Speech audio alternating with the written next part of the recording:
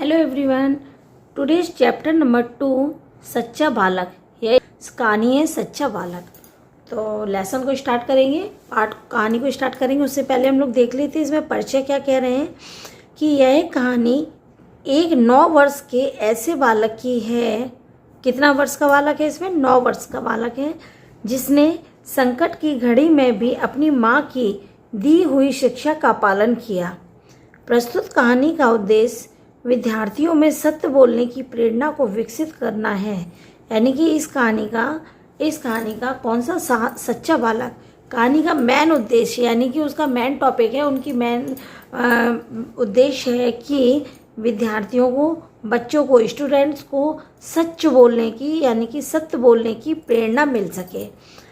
अब आप बताइए कि आपको झूठ बोलने वाले लोग पसंद हैं या सत्य बोलने वाले? यानी कि आपको कैसे लोग अच्छे लगते हैं, जो सच बोलते हैं या झूठ बोलते हैं? तो चलिए हम लोग कहानी स्टार्ट करते हैं। सच्चा बालक।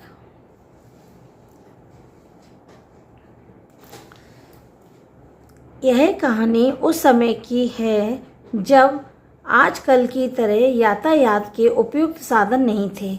ये उस समय की कहानी है जब जैसे आजकल आपको गाड़ी, बाइक, 4 व्हीलर, हवाई जहाज, वैन और ट्रेन, ये सारी चीज़ें सुविधाएं होंगी, वो उस समय नहीं थी। ये कहानी उस समय की है। अच्छी सड़कें भी नहीं थीं, यात्रा करने में बहुत सी कठिनाइयाँ भी होती थीं। डाकुओं और लुटेरों के डर से व्यापारी व यात्री काफिले बनाकर यात्रा करते थे। व्यापारी क्या होते हैं? जो व्यापार करते हैं। जो आजकल क्या है, व्यापार क्या होता है, लोग शॉप खोल के बैठते हैं, शॉपकीपर होते हैं जो, तो वो उनका व्यापार होता है। तो पहले के टाइम पे इस तरीके की सुविधा नहीं थी, तो ये लोग व्यापारी एक गांव से दूसरी जगह गांव जाकर ही अपना व्यापार करते थे और यात्रा करते। तो यात्रा करते समय ये लोग अपना काफिला बनाकर यात्रा करते थे, यानी कि 1-2 लोग नहीं, काफ़ी लोग अपने मिलकर तब ये लोग यात्रा करते थे।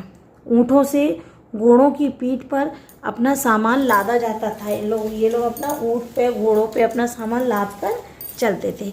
लोग सवारी भी उन्हीं पर करते थे। घोड़ों पे और ऊँटों पर भी अपनी सवारी किया करते थे। एक बार एक लंबा काफिला एक नगर से दूसरे नगर की ओर जा रहा था। एक बार क्या हुआ, एक बार की बात है कि जब एक बार लंबा काफिला, यानी कि झुंड, कहाँ जा रहा था? एक नगर से दूसरे नगर की ओर जा रहा था। से में उस काफिले पर कुछ डाकुओं ने हमला कर दिया। किसने कर दिया हमला? डाकुओं ने हमला कर दिया और लूटमार करने लगे। काफिले में एक 9 वर्ष का बालक चुपचाप खड़ा इस लूटमार को देख रहा था। अभी बताया ना कि इस कहानी में क्या है, एक 9 वर्ष का बालक है, तो वो भी इस काफिले में था और इस लूटमार को एक चुपचाप खड़ा देख रहा था। एक डाकू की नज़र उस बालक पर पड़ी। उसने बालक से पूछा, तेरे पास भी कुछ है? तो उस बालक ने क्या कहा? जवाब देते हुए कहा कि मेरे पास सोने के 40 सिक्के हैं। बालक के पास क्या थे? सोने के 40 सिक्के हैं। ये किसने कहा? बालक ने। बालक की बात सुनकर डाकू हंस कर बोला, क्या कहा? तेरे पास सोने के 40 सिक्के हैं? तो बालक ने क्या कहा? हाँ जी हाँ, मेरे पास सोने के 40 सिक्के हैं।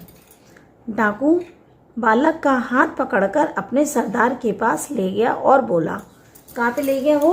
अपने सरदार के पास ले गया और बोला, क्या बोला? सरदार, यह लड़का कहता है कि इसके पास सोने के 40 सिक्के हैं।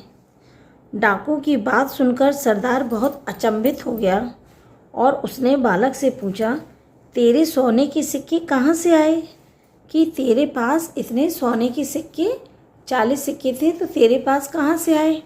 बालक ने अपनी सदरी उतारी। सदरी क्या होता है? जो कुर्ते पे पहनते हैं, हाफ कोटी, उसको बोलते हैं सदरी। तो बालक ने अपनी सदरी उतारी और उसके अस्तर को फाड़कर सोने के 40 सिक्के सरदार के सामने डाल दिए। तो उसके 40 सिक्के कहाँ पर रखे थे? जो उसने सदरी, देखना एक सेकंड, ये देखिए, इस बालक ने अपनी सी सदरी यानी कोटी उतारी और उसका अस्तर फाड़ दिया, और उसके अस्तर में ही उसके कितने थे, 40 सिक्के सोने के रखे हुए थे। तो उसने उतार के फाड़ के दिखा दिया और उसने कहा कि ये रखे हैं। यह देखकर सरदार और अन्य डाकू हैरान रह गए। सरदार ने लड़के से पूछा, ये लड़के, सिक्कों को इस प्रकार रखने का उपाय तुझे किसने बताया था? सिक्के इस तरीके से रखे, ये उपाय तुझे किसने बताया था? तो बालक ने क्या कहा कि मेरी माँ ने इनको सदरी के अस्तर में सिल दिया था। मेरी माँ ने इनको सदरी के अस्तर में सिल दिया था, जिससे किसी को पता ना चले। सरदार ने अचंभे से पूछा, तो तुमने इन सिक्कों के बारे में हमें क्यों बताया? बालक ने कहा, घर से चलते समय माँ ने कहा था कि बेटा कभी झूठ मत बोलना। क्या कहा था उसने? कि बेटा कभी झूठ मत बोलना, झूठ बोलना पाप है। यह तब मैं झूठ कैसे बोलता? बालक की इस बात का सरदार के दिल पर बहुत गहरा प्रभाव पड़ा, बहुत अधिक प्रभाव। अपने साथियों से कहा, यह छोटा सा बच्चा अपनी माँ का कितना कहना मानता है कि ऐसे संकट में भी इसने हमसे झूठ नहीं बोला, और हम लोग इतने बड़े होकर भी ईश्वर के बताए रास्ते पर नहीं चलते और लूटमार करते रहते हैं। सभी डाकुओं ने उसी समय जीवन में कभी लूटमार ना करने का प्रण किया। प्रण यानी कि निश्चय।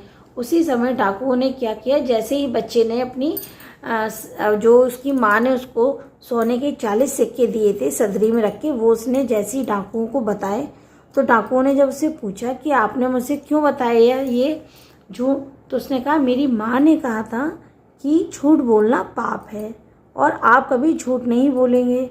तो उसकी यह बात, जो डाकुओं का सरदार था, ये डाकुओं का सरदार, इस पर इस बच्चे की बात का बहुत गहरा असर पड़ा, और उसी दिन से इसने प्रण लिया कि हम लोग लूटमार नहीं करेंगे। सरदार ने प्रण किया, निश्चय किया कि आज से हम लोग लूटमार नहीं करेंगे। उन्होंने लूटा हुआ सामान भी क्या कर दिया, वापस कर दिया। काफले वाले अपना अपना सामान पाकर बहुत प्रसन्न हुए और उस बालक को क्या दिया, धन्यवाद दिया और उसका आदर करने लगे। ओके, तो बड़ा होकर यह बालक एक महान संत बना। कौन बना था? यह बालक एक संत बना। तो सच्चा बालक की रीडिंग यही खत्म होती है। अब हम लोग इसकी देखते हैं एक्सरसाइज। अब हम लोग इसकी एक्सरसाइज करते हैं। एक्सरसाइज में क्वेश्चन नंबर आपका 1 है, बहुविकल्पीय प्रश्न यानी कि सही विकल्प पे निशान लगाना है। पहला है, किनकी डर से व्यापारी व यात्री काफिले बनाकर यात्रा करते थे? तो किसके डर से? डाकुओं और लुटेरों के डर से। दूसरा है, काफिले पर ने हमला कर दिया। काफिलों पर किसने हमला किया था? डाकुओं ने। बालक के पास सोने के सिक्के कितने थे? यार सोने के कितने सिक्के थे? तो सोने के कितने सिक्के थे? 40। तो यहाँ पे कितने आएगा? उसके पास 40 सिक्के थे। डाकू बालक का हाथ पकड़कर किसके पास ले गया? डाकू बालक का हाथ पकड़कर किसके? सरदार के पास ले गया। सिक्कों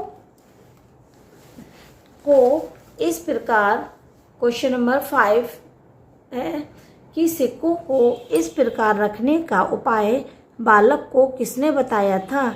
पिता ने, भाई ने, माँ ने। तो सिक्कों को इस प्रकार रखने का उपाय बालक को उसकी माँ ने बताया था। तो इसमें लगाएंगे माँ। नेक्स्ट क्वेश्चन नंबर है, खा रिक्त स्थानों की पूर्ति कीजिए।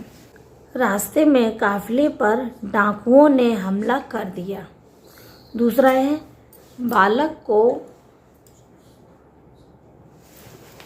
बालक के पास सोने के सिक्के थे, 40 सिक्के थे। तीसरा है, डाकू की बात सुनकर फिल इन द ब्लैंक्स बहुत अचंभित हुआ। तो भाई डाकू की बात सुनकर कौन अचंभित हो गया था? सरदार। डाकू की क्या बात थी कि उसके पास 40 सिक्के थे सोने के, बालक के पास। चौथा नंबर है, फिल इन द ब्लैंक्स की बात कि इस बात का सरदार के दिल पर बहुत गहरा प्रभाव पड़ा। तो किसकी बात का सरदार के दिल पर बहुत गहरा असर पड़ा था? उस बालक की। तो बालक की इस बात का असर सरदार के दिल पर बहुत गहरा प्रभाव पड़ा। नेक्स्ट क्वेश्चन नंबर 5, डाकुओं ने उसी समय जीवन में कभी फिल इन द ब्लैंक्स ना करने का फिल इन द ब्लैंक्स लिया। तो डाकुओं ने उसी समय जीवन में कभी भी लूट मार ना करने का प्रण लिया। ओके, प्रण लिया, प्रण का मतलब क्या होता है? निश्चय किया। तो ये उसने किया। नेक्स्ट एंड लास्ट है आपका फिल इन द ब्लैंक्स का क्वेश्चन नंबर 6, काफिले वाले अपना अपना फिल इन द ब्लैंक्स पाकर बहुत हुए। क्या हुए? तो काफिले वाले अपना अपना सामान, तो यहाँ पे लिखेंगे सामान पाकर बहुत प्रसन्न हुए या खुश हुए।